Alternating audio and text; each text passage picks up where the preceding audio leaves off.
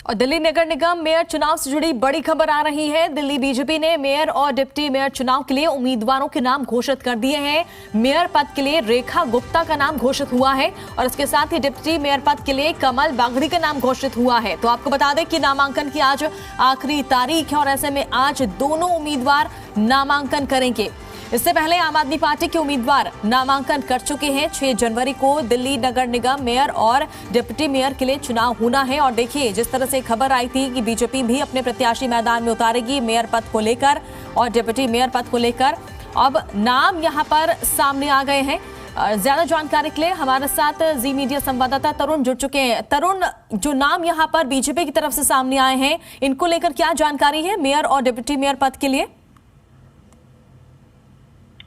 देखिए, बीजेपी की पूर्व काउंसलर भी रही हैं और रेखा गुप्ता, और पूर्व के अंदर महत्वपूर्ण पदों पे भी रही हैं।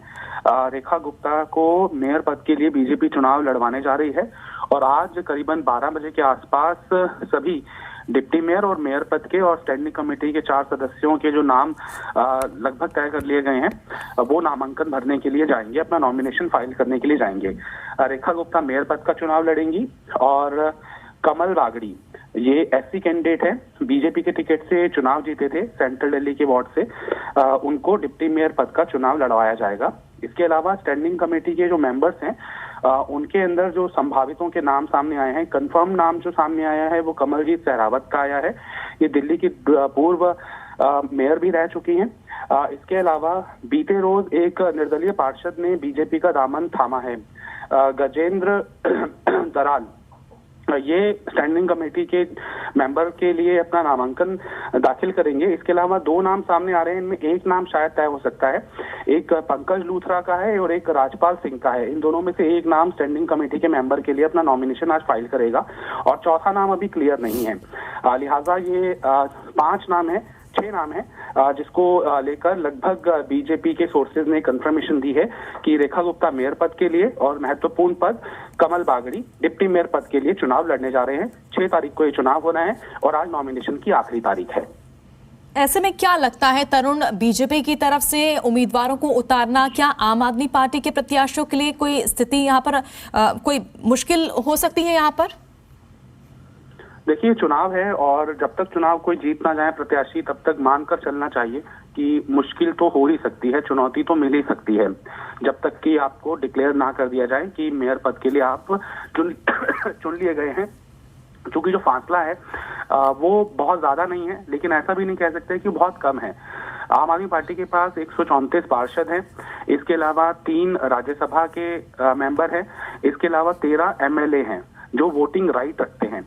लिहाजा उस लिहाज से देखें तो आम आदमी पार्टी को एक क्लियर एज जरूर है, लेकिन इस तरह की फाइटिंग स्पिरिट दिखा के बीजेपी अपने कार्यकर्ताओं को, अपने पार्षदों को दरअसल ये भी मैसेज देने की कोशिश कर सकती है कि एक तरह से वॉकओवर नहीं दिया गया आम आदमी पार्टी के कैंडिडेट को। बेशक नंबर्स कम थे, लेकिन चुनावों से बीजेपी भागी नहीं।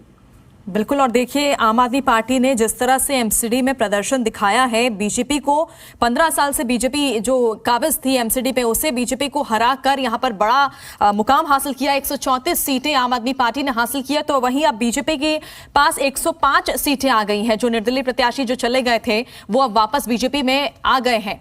तो क्या इसको लेकर यहाँ पर कोई सिचुएशन में कोई बदलाव देखने को मिल सकता है?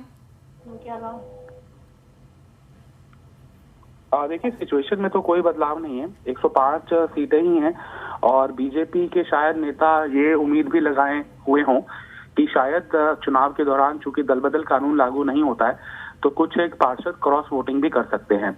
और अगर एक भी पार्षद ने, मान लीजिए बीजेपी चुनाव हार भी जाती है, लेकिन एक भी पार्षद ने क्रॉस वोटिंग की, तो बीजेपी को ये बैठे बिठाए मुद्दा मिल सकता है कि आम आदमी पार्टी के कुनबे में बीजेपी ने सेंध लगा दी। लिहाजा ये काफी दिलचस्प मोड़ के ऊपर चुनाव आता हुआ दिखाई दे रहा है।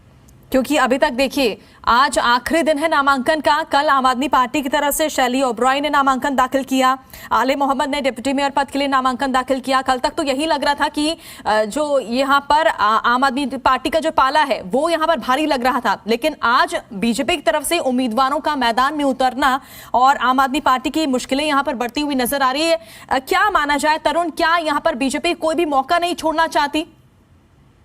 बिल्कुल, आपने सही जिक्र किया और ये फैसला लोकतंत्र के लिए बहुत बेहतर है क्योंकि किसी भी ज्यादा अंक वाले दल को ये गुमान नहीं होना चाहिए कि जो छोटे अंक वाला विरोधी दल है, विपक्षी दल है, वो चुनाव लड़ेगा ही नहीं। और चूंकि जिस तरह से आपने भी जिक्र किया कि 134 सीटों के ऊपर आम आदमी पार्टी के प्रत्याशी जीते हैं, 105 सीटों के ऊपर बीजेपी खड़ी है, और अगर बाकी फैक्टर्स ऐड ऑन कर लें तो ये क्लियर एज आम आदमी पार्टी को है जरूर। लेकिन इस चुनाव के जरिए बीजेपी शायद क्रॉस वोटिंग की उम्मीद लगाए हुए है, लेकिन कम से कम ये तो उम्मीद लगाए हुए है कि उनके कार्यकर्ताओं के अंदर और बाकी साथी पार्षदों के अंदर ये भाव नहीं जाएगा कि लीडरशिप ने वॉकओवर दे दिया आम आदमी पार्टी कैंडिडेट को। चुनाव बेशक एक हारी हुई बाजी थी, लेकिन उस बाजी को लड़ा गया और नतीजे बताएंगे कि ये बीजेपी की स्ट्रेटेजिक मूव है या फिर अपने कार्यकर्ताओं के अंदर आत्मविश्वास का संचार करना। चलिए।